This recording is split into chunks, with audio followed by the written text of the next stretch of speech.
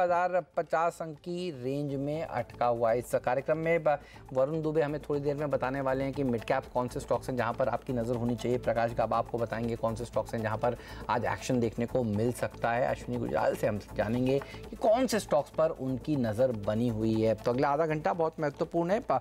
देखिए market range में कारोबार कर रहा है, 10,900 के नीचे भी नहीं जा रहे और 10,950 के ऊपर भी नहीं निकल रहे। स्ट्रिक्टली 40 पॉइंट की रेंज में अब तक हमने ट्रेड किया। ऊपर जाते ही देखिए बिकवाली हावी हो जाती है, लेकिन बहुत गिरने को भी तैयार नहीं है। तो बहुत ही लैकलस्टर सा मार्केट देखने को मिल रहा है। मिड कैप्स ने देखिए आज अच्छा प्रदर्शन दिखाया और कल भी हम देख रहे थे मिड कैप्स ने थोड़ी सी गिरावट थामी थी और आज अच्छा प्रदर्शन ये पॉकेट दिखा रही है। 127% की मजबूती।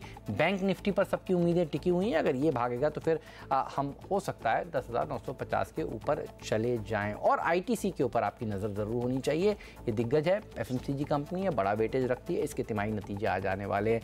मेटल्स में कल की गिरावट के बाद आज एक ज़रूर उछाल देखने को मिल रहा है। ऑटो रियल एस्टेट सेक्टर में थोड़ा सा दबाव देखा जा रहा है। गाबा साहब हमारे साथ जुड़े हुए हैं। गाबा साहब बताइए इस समय निफ्टी में, बैंक निफ्टी में कहीं ट्रेड नजर आ रहा है आपको? इतना छोटा tight range Nifty bank Nifty में दोनों में रेंज नहीं है। थका दिया है, थका दिया एब्सोल्युटली, आपने सही वर्ड बताया। लेकिन लगता है कि जो लोअर लेवल्स में अब भी सपोर्ट है। अगर यहीं पर आज बंद होता है आज के आसपास नैरो रेंज में, तो कल तो एक लॉन्ग डे है, बड़ा डे है। हो सकता है कल ऊपर खुल के नीचे आए या नीचे खुल कर ऊपर जाए, लेकिन कल लास्ट डे लगता है, मुझे ऐसा संकेत दे रहा है निफ्टी में भी और बैंक निफ्टी में। कल तो एक्सपायरी भी है वीकली बैंक निफ्टी की, तो लगता है कि अप मूव मिलना चाहिए थोड़ा सा।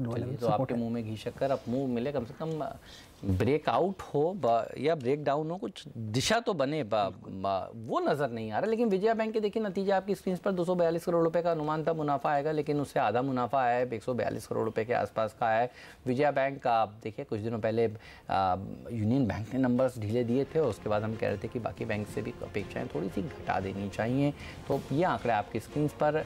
एनपीए का आंकड़ा भी देखिए 5.8% से बढ़कर 6.14% हो गया है। लेकिन कैश मार्केट का स्टॉक है तो यहाँ पर आप शॉर्ट जाना नहीं चाहिए, क्योंकि जनरली कैश मार्केट के मूव स्टॉक्स में किसी भी तरफ मूव आ जाते हैं। लेकिन नंबर्स जो हैं देखिए वो थोड़े से ढीले नज़र आ रहे हैं एनपीए के।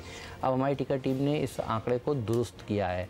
अब बताया जा रहा है कि 80 करोड़ से मुनाफा बढ़ा है और बढ़ा ज़रूर है, लेकिन जो अनुमान था देखिए उससे कमज़ोर नज़र आ रहा है। तो देखने का तरीका शायद सही यही है कि आप अनुमान देखिए।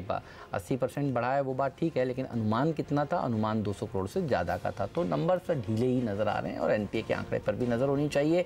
ग्रॉस एनपीए का आंकड़ा कमज़ोर, नेट एनपीए भी आ चुका है, ये 3.8% के आसपास का देखने को मिला है। विजया बैंक 44 रुपये 70-80 पैसे के आसपास इस समय ट्रेड करता हुआ। लेकिन मिड कैप्स में देखिए ज़बरदस्त एक्शन आज के सत्र में देखने को मिल रहा है। कुछ स्टॉक्स जिस पर हम सुबह भी बात कर रहे थे, जी एंटरटेनमेंट आप कह रहे थे कि ख़रीदना चाहिए, 440 के आसपास ये गया भी। जिन्होंने तेज़ी की पोजीशंस बनाई हुई हैं वो होल्ड करें क्या, और टारगेट क्या है जी में आपका? मेरा टारगेट जो है 450 का है, वहाँ तक तो जरूर जाना चाहिए। हो सकता है आज जाए या कल जाए, लेकिन मुझे लगता है 450 जो पैटर्न बना है, नॉर्मली ये मेरा एक सेटअप है, इसको ढूंढता हूँ मैं, वो आज वैसे बना हुआ है। उसके हिसाब से इसका जो मिनिमम टारगेट है 450 होना चाहिए, वो मिनिमम है।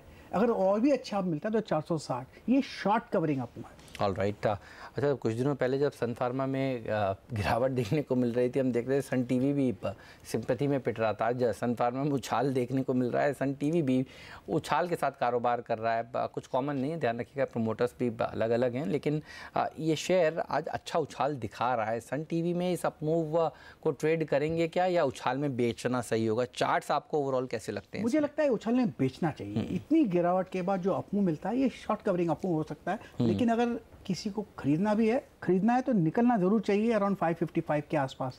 लेकिन मैं कहूँगा इस उछाल में बेचना चाहिए, क्योंकि है तो वीक स्ट्रक्चर।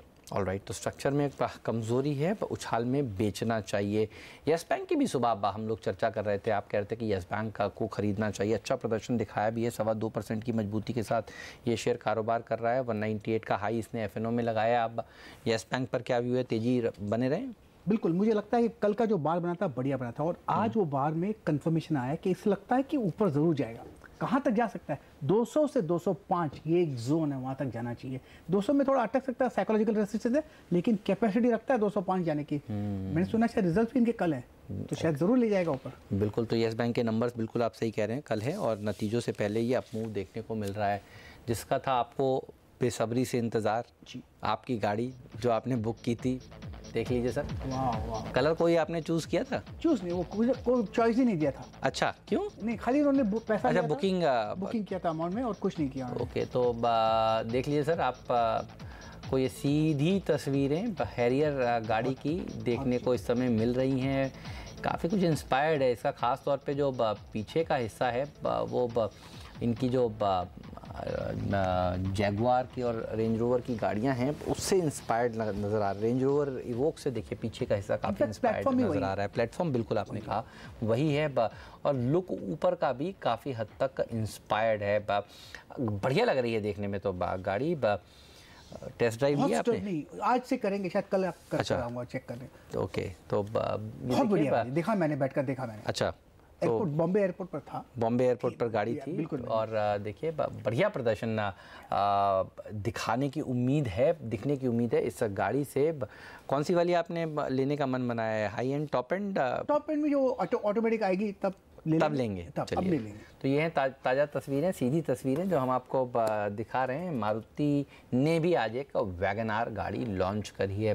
टाटा मोटर का चार्ट दिखाते हैं आपको, करीब हफ्ते भर का, महीने भर का, पिछले कुछ दिनों से इस गाड़ी के लॉन्च से पहले उम्मीदें जगी हैं। बॉटम बन गया है क्या टाटा मोटर्स का? चार्ट देखकर आपको क्या नज़र आ रहा है? बहुत ही स्ट्रांग सपोर्ट जोन 148 पे है, लेकिन जो लो लिखा है रिसेंटली हमने 156 पे देखा है, तो लगभग वहीं पर है। तो इतना ट्रस्ट के बाद ये जगह अच्छी बन जाती है कि इससे लगता है कि ज़्यादा गिरावट नहीं हुई। अगर शायद ये गाड़ी का लॉन्च होने के बाद अगर फॉर्च्यून बदल जाते हैं तो कह सकते हैं ये बॉटम आउट हुआ। सही बात है। देखिए गाड़ियाँ फॉर्च्यून बदल सकती हैं। आप याद करिए आइशर मोटर ने जब रीलॉन्च की थी अपनी बुलेट, उसके बाद क्या भागा था स्टॉक। तो देखिए इसीलिए हम, आप सोच रहे होंगे पता नहीं ये लोग गाड़ी वाड़ी की क्यों बात कर रहे हैं, लेकिन ध्यान रखिए एक गाड़ी कोई भी हो, चाहे वो 4 व्हीलर हो चाहे वो 2 व्हीलर हो, फॉर्च्यून बदल सकती है। जावा देखिए, जावा ने अब आइशर मोटर को मारा। इस तरह से बढ़िया बुकिंग्स हमने देखी हैं जावा के लिए, जो M&M ने दरअसल लॉन्च करी हैं। उसके चलते देखिए आइशर में दुबला हो रहा है वो स्टॉक का। तो ध्यान रखिए गाड़ियाँ बहुत महत्वपूर्ण होती हैं, इसीलिए हम लगातार आपको दिखाते भी रहते हैं।